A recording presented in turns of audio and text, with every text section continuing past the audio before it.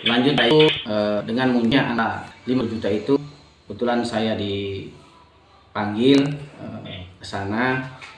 Bagaimana Pak, saya menanyakan kasus terkait warga saya, yaitu Ibu Suryani itu. Nah, muncul tangan yang menyampaikan 5. Saya tanya, itu dari Pak Kanit, dari Pak Kanit Reskrim. Jadi muncul ini angka dari Pak Kanit, Pak Amir. Iya. Nah, setelah itu saya tanya, ini 5 apa? 500 atau 5 juta? Bukan Pak, ini 5 besar.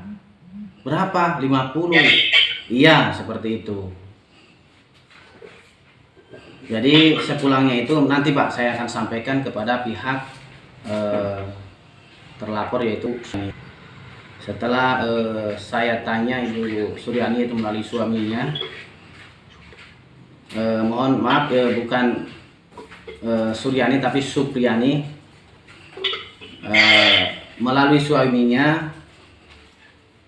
Bagaimana ini ada angka yang dia sampaikan ke saya.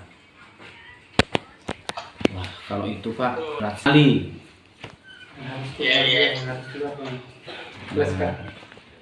Berat sekali. Terus bagaimana ini?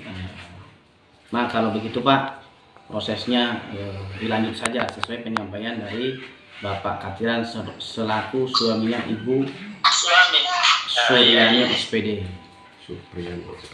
Supriyani SPD, mohon maaf. Ya.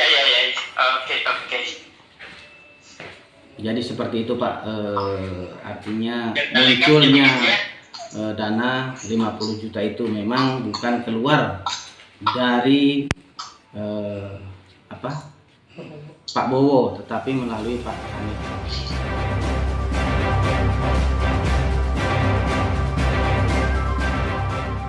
Oke, assalamualaikum warahmatullahi wabarakatuh.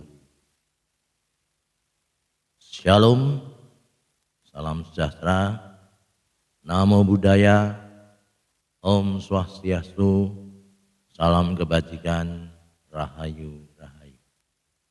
Selamat berjumpa kembali dengan kami, kelompok LSM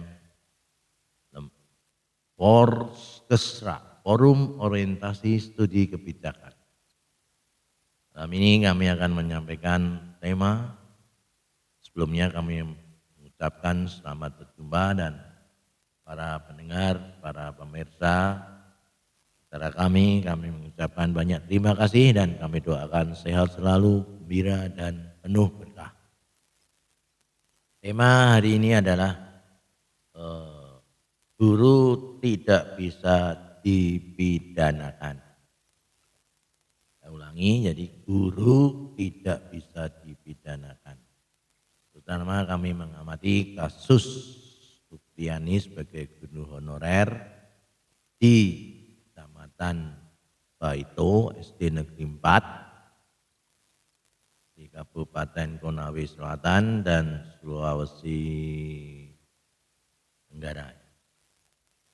Kami mengamati kasus Supriyani sebagai guru honorer SD Negeri 4 Kecamatan Baito yang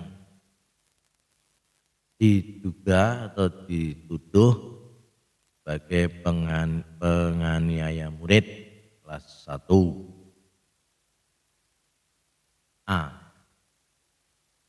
Hal ini kami membela Supriyani karena dia seorang guru dan saya menganggap Supriyani itu tidak bersalah berdasarkan nanti yang kami utarakan. Bersalah dan itu mungkin dikriminalisasi. Kalau kita menyimak pada aturan MA Mahkamah Agung Republik Indonesia tahun 2014 di Majalengka, yaitu ada statement bahwa secara jurisprudensi guru tidak bisa dipidanakan. Jadi jurisprudensi itu artinya adalah kumpulan putusan hakim yang dijadikan sebagai pedoman bagi hakim yang lain untuk menyelesaikan perkara. Jadi putusan Mahkamah Agung RI tahun 2014 di Majalengka, guru tidak bisa dipidanakan saat menjalankan profesinya sebagai guru. Nah ini jelas bahwa tahun 2004 sudah diputus oleh Mahkamah Agung RI bahwa guru itu tidak bisa dipidanakan. Maka kalau saya melihat Guru Supriyani dijadikan tersangka dalam sebagai penganiayaan, ini kan ya tidak cocok dengan statement Mahkamah Agung Republik Indonesia. Itu harusnya para APH, aparat penegak hukum, jaksa, hakim maupun polisi itu harusnya tahu bahwa putusan MA Mahkamah Agung Republik Indonesia yang menyatakan bahwa guru tidak bisa dipidanakan saat menjalankan profesinya. Di situ kasus Supriyani itu dituduh menyiksa anak dari polisi, polisi yang berpangkat Aibda Wibowo.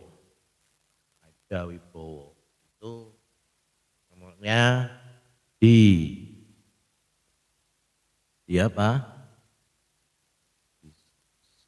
dipukul oleh gagang sapu oleh Ibu Supriyani di kelas 1A. Itu tujuan hingga mengalami luka di bagian belakang paha. Ini kalau kami mengamati, pertama kali itu anak Aibda Wibowo itu saat ditanya ibunya itu luka itu sebabnya apa, itu karena jatuh di sawah. Nah, akhirnya mengembang dan dilaporkan polisi, yaitu oleh ayahnya sendiri, yaitu Aibda Wibowo ke Polsek Taito. Nah ini timbul banyak kejanggalan, saya ngamati itu. Dalam proses hukum, bahwa untuk menentukan suatu kesalahan seseorang itu ada namanya oriented justice system. Oriented justice system itu harus ada 4 aspek. Ada saksi, ada bukti, ada pengakuan, dan ada petunjuk atau dari saksi ahli. Ini kalau saya mengamati dari saksi, itu tidak ada. Karena apa? Itu hanya keterangan dari anak siswa. Anak itu kalau di bawah umur 18 tahun itu tidak bisa menjadi saksi, undang-undangnya itu, dan karena tidak disumpah dan anak itu belum dewasa sehingga masih labil, jadi secara saksi kurang valid. Dan kedua, saya mengamati kejadian bulan April tahun 2024, Ibu Supriyani itu sebetulnya mengajar guru kelas 1B. Padahal anak Bapak Wibowo, Aibda, itu kelas 1A. Pada jam itu kelas 1A itu kosong. Dan Ibu Supriyani tidak mengetahui kedudukan kelas 1A. Jadi Jadi ya tidak mungkin kalau dia memukul anak di kelas 1A dan saat itu kelas 1A jam 10 sudah pulang. Bu Supriyani masih mengajar di kelas 1B. Nah, itu disaksikan oleh kepala sekolahnya juga mengetahui itu. Jadi ya impossible, tidak mau masuk akal kalau itu dituduhkan pada Ibu Supriyani. Terus yang kedua, Ibu Supriyani memukul dengan gagang sapu kepada anak tersebut. Itu ya tidak masuk akal, karena apa? Ibu Supriyani tidak mengakui itu kalau memukul pertama. Terus yang kedua dia kalau itu betul-betul memukul mesti ada sidik jari. Sidik jari dari gagang sapu itu dipegang Ibu Supriyani, itu sidik jarinya ada. Itu enggak ada. Nah itu ya kurang pas. Dan kedua, masalah bukti, saksi, jadi seperti visum. Visum itu harusnya oleh dokter forensik. Jadi dokter forensik itu artinya khusus punya gelar. Jadi gelarnya itu SP, apa itu? SPFM. Forensik yang artinya menelusuri hal-hal yang sifatnya pidana dan secara medis ya, bisa tahu. Jadi spesialis medical legal itu kalau istilahnya SPFM ya, dokter forensik. Jadi dokter yang sekolah yang menguasai tentang penanganan, pemeriksaan dan diagnosis secara pidana itu dokter forensik. Itu baru kuat. Kalau dari visum dokter biasa tidak bisa menjamin. Jadi harus bukti visum resmi dari dokter forensik yang ahlinya. Nah itu tidak cocok lagi. Kemudian masalah pengakuan. Ibu Supriyani itu tidak pernah mengaku melakukan itu dari statement dia. Tapi karena makin lama mungkin jadi kriminalisasi atau ada semacam dilaporkan ke Polsek Baito dan akhirnya ditangkapi dan darilah proses hukum dan timbul istilahnya mediasi yaitu restoratif justice atau dalam bentuk damai. Hal ini juga banyak janggalan. Mengapa? Karena dalam mediasi itu ternyata dipengaruhi oleh faktor uang. Dalam mediasi seperti disaksikan oleh Kepala Desa Rokiman, Desa Wonua Raya menyatakan statementnya dalam video direkaman bahwa itu ada mediasi dengan tawar menawar uang 10 juta, 20 juta, sampai akhirnya disimpulkan 50 juta.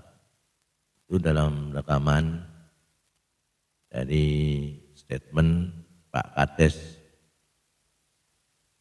Desa Wonowaraya.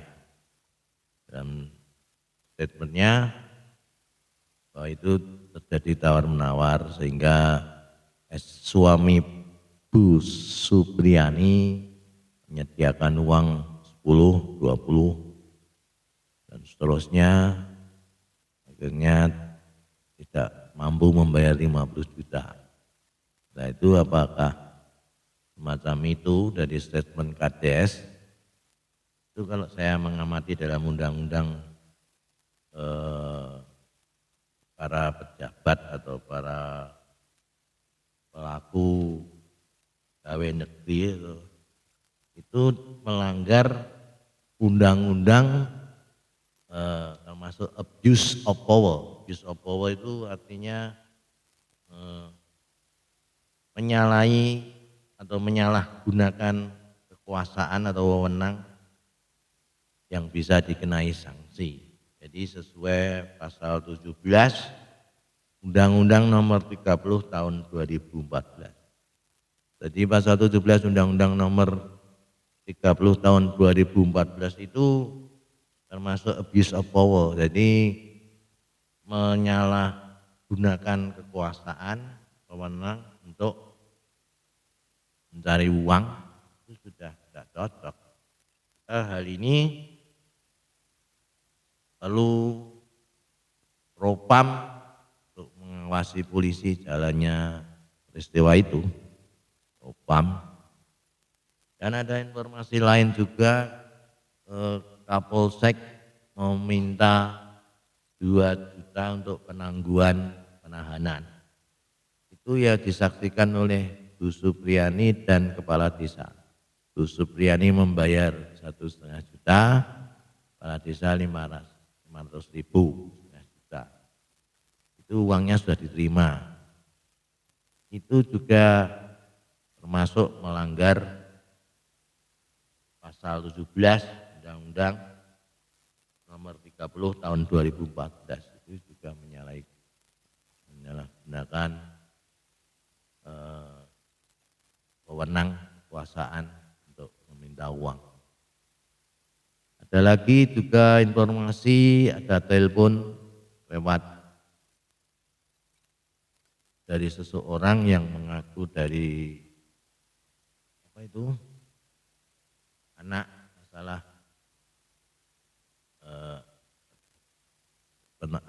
perlindungan anak, meminta 15 juta, yang di atas namakan kejaksaan minta 15 juta supaya kasusnya tidak diteruskan.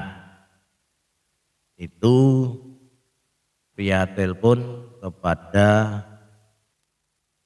Bu Supriyani. Nah ini kalau kita mengamati itu bisa dicek nanti kalau ahli IT bidang IT HP bisa itu dicek. Jadi itu semacam itu kan suatu banyak intimidasi yang merupakan dengan uang itu, memakai uang itu kan sudah tidak cocok dengan Undang-Undang Nomor 30 Tahun 2014 Pasal 17. Ini jangan terjadi lagi untuk ada ini. Itu loh, macam itu kan enggak pas. Maka itu kami selaku Forum Orientasi Kebijakan LSM mendukung Supriyani untuk tidak ditahan, untuk tidak dihukum, dan itu harus dilepas karena sudah melanggar undang-undang. Dan itu suatu bentuk intimidasi dengan ancaman atau istilahnya kelihatannya restoratif justice, tapi faktanya memungut uang, itu kan ya kurang cocok. Maka saya menyimpulkan untuk Bu Supriyani itu tidak bersalah karena kurang saksi, bukti dan pengakuan tidak ada, tapi ahli forensik harus dihadirkan.